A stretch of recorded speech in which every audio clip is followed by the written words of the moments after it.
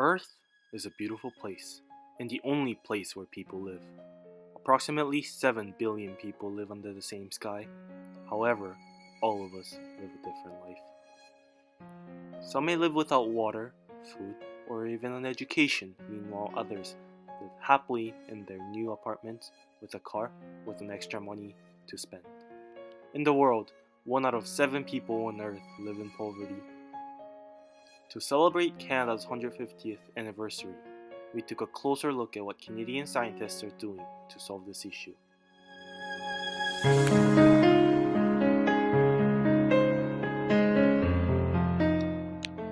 In Kenya, there were 2 farmers who were talking about some problems that they were facing, such as disease, inadequate food for their livestock and people. Canadian scientists from the Consultative Group on International Agriculture Research talked about how to solve these problems. It has a significant aspect of developing country agriculture, communities, and ecosystem. One of the current projects is that Canada is supporting to improve the lives of 135,000 smaller householders in Kenya. The International Livestock Research Institute is focusing on the development of the production and marketing of livestock products and crops.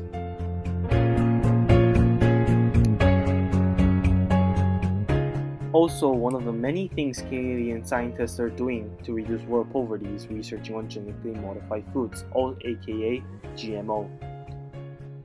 GMO are a plant-based organism like a seed that has its genes, DNA altered and act in a way that does not happen naturally for the purpose to have more benefits.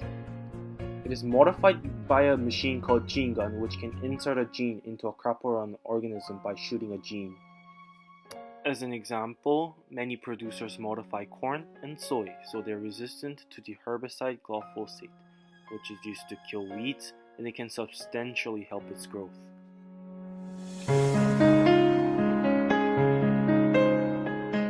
Not only that, it can also be more nutritional than the non-modified foods, and it can have increased crop yields and less use of pesticide.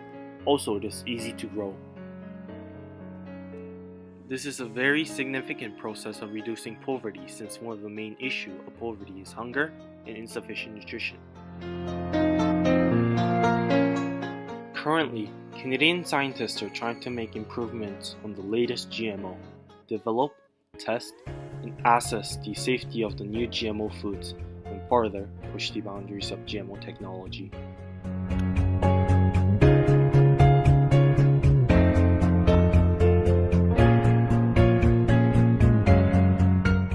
Stephanie Lansing, an assistant professor of ecological engineering at the University of McGill, is working on toilets in Haiti, which is connected to biodigester tanks where bacteria turn the waste into biogas that can be used similarly to natural gas and burned for fuel. Haiti really needs this technology because they do not have centralized sewage, and about 20% of the population has no access to any form of sanitation.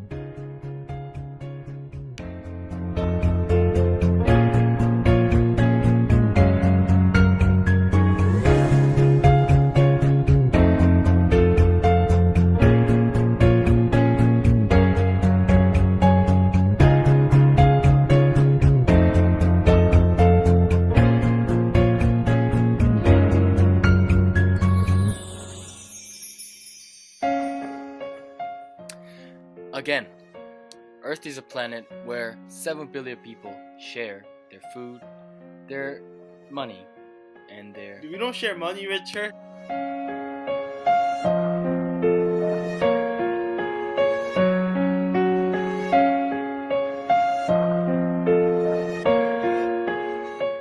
Happy 150th anniversary, Canada.